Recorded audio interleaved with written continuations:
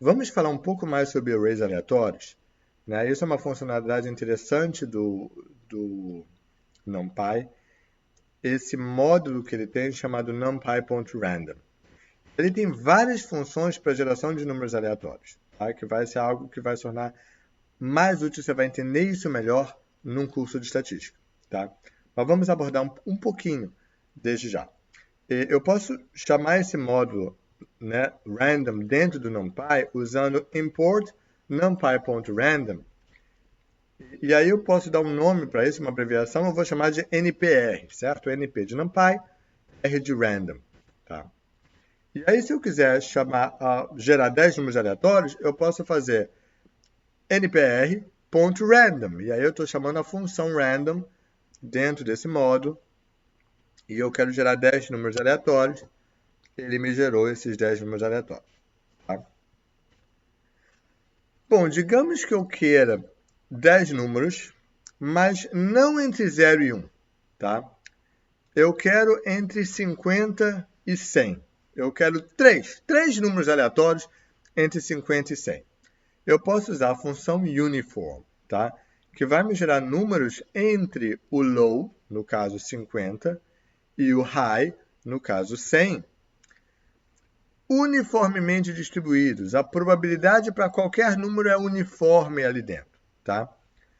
E eu quero 3 números, tá? Então, se eu fizer isso daí, npr.uniform, low até o high, um determinado size, ele me gera entre 50 e 100, 3 números aleatórios. Beleza?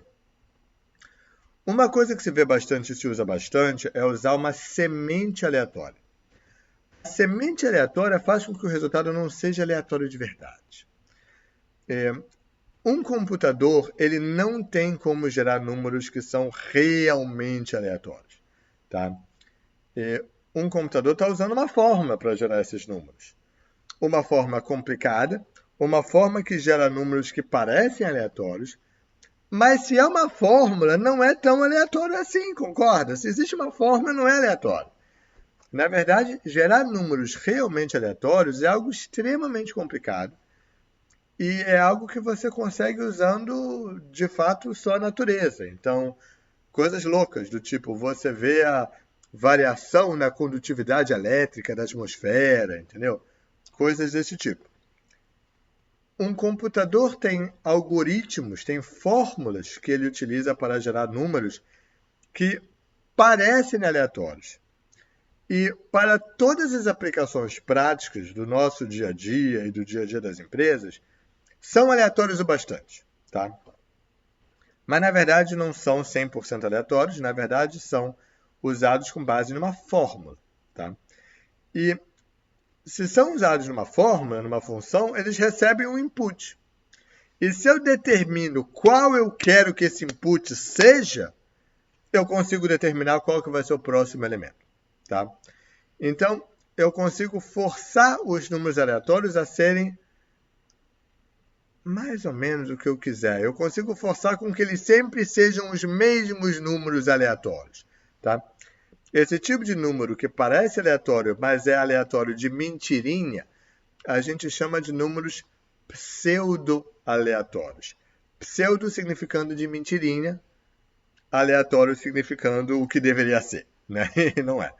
Mas se eu coloco uma semente nesses números aleatórios, eu estou dizendo o seguinte, olha só, computador, pega a fórmula que você está usando e usa esse x dentro da tua fórmula.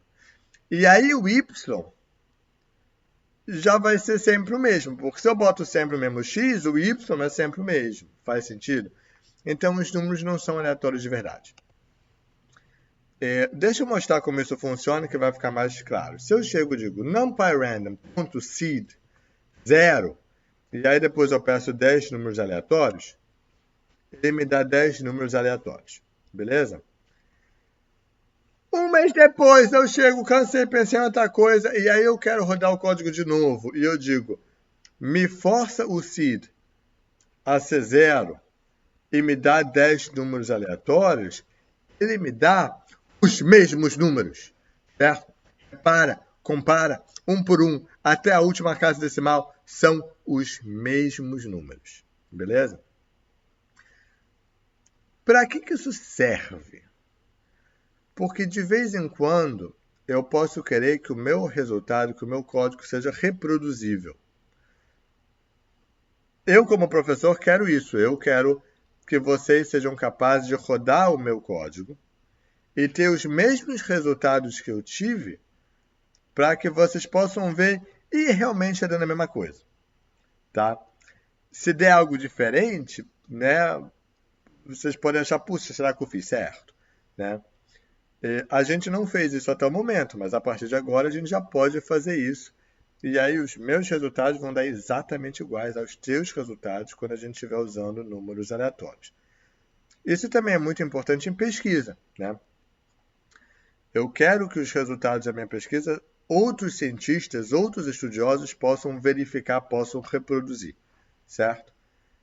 E em empresa, às vezes, isso também é necessário. Eu posso querer que um colega consiga olhar o meu código e chegar nos mesmos resultados que eu cheguei.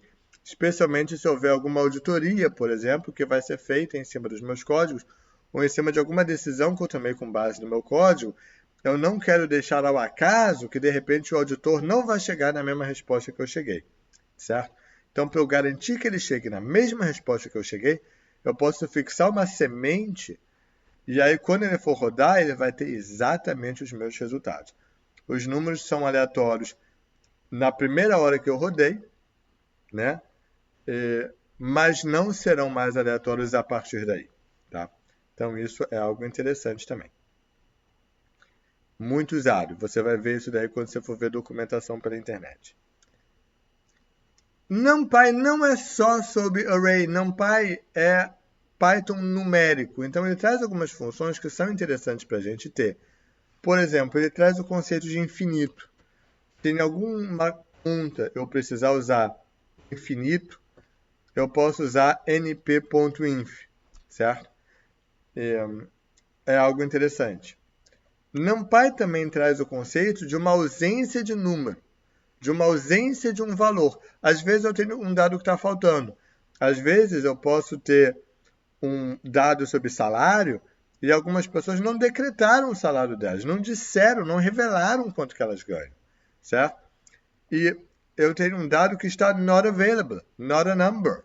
E isso pode ser utilizado através desse numpy.nan, certo? São coisas que o NumPy traz para a gente que não são arrays, né? São números no sentido amplo da palavra. Um computador, outra coisa que o NumPy traz é essa função isClose. Ela é muito útil quando eu tenho resultados que não são iguais, mas são iguais exceto por um arredondamento que acontece, né? Pensa o seguinte, um computador ele tem uma memória finita, né? Um número inteiro, um float, ele ocupa um determinado número de bits num computador, né? 32 bits, por exemplo, é um int 32. 64 bits, por exemplo, é um float 64, né? Os números eles ocupam espaços de memória finitos. Como é que então eu posso guardar um número real que é infinito, né? O número real π tem infinitos dígitos. Mesmo o número real 5 tem infinitos dígitos, porque é 5.0000000 com infinitos zeros, certo? Se tiver algum dígito no zero no meio desse caminho que não for zero, se for 5,0000100, já não é exatamente 5. Como é que um computador lida com isso se ele tem um número finito de zeros que ele pode guardar? Se ele tem uma memória finita para cada número, né? E a verdade é que isso é uma grande área de estudo dentro da engenharia de computação e todo computador trabalha com arredondamento. Um número real, ele é sempre uma aproximação num computador, certo? E para te mostrar isso, eu vou usar o seguinte exemplo, que vai... Cara, eu surtei quando eu vi isso pela primeira vez, mas é muito louco. 0,1 mais 0,1 mais 0,1 deveria ser 0,3. Mas se você pergunta 0,01 mais 0,1 mais 0,1 mais 0,1, isso é igual a 0,3? O Python te dá que é falso. Por quê? Porque quando você faz as aproximações, né, de como que ele guarda na memória o 0,1 e o 0,3 e os erros de aproximação dessas somas, dá uma pequena diferença que faz com que os dois já não sejam mais exatamente iguais. Agora, eu quero poder dizer que esses dois são iguais, na matemática são iguais. Então, por que não são iguais? Entende? E aí, para lidar com esse tipo de circunstância, para eu não ter falso num teste como esse, né, o NumPy me dá a função isClose. Então, se eu disser NumPy.isClose 0,1 mais 0,1 mais 0,1, tá? isClose 0,3, isso daqui vai me dar true, beleza? Para nós que não vamos entrar em engenharia de computação, como um computador funciona por trás dos panos, saiba que essa funcionalidade existe, né? E que você pode usá-la em alguns casos, especialmente quando você quer comparar dois números reais. Para comparar dois números reais, igual, pode não ser a melhor ideia, tá? NumPy.isClose resolve esse problema para você, tá? E é isso. Isso encerra o nosso módulo de NumPy. Como sempre, tem muito mais coisa, mas com isso você já consegue usar e já consegue entender a documentação para continuar aprendendo ao longo da sua trajetória.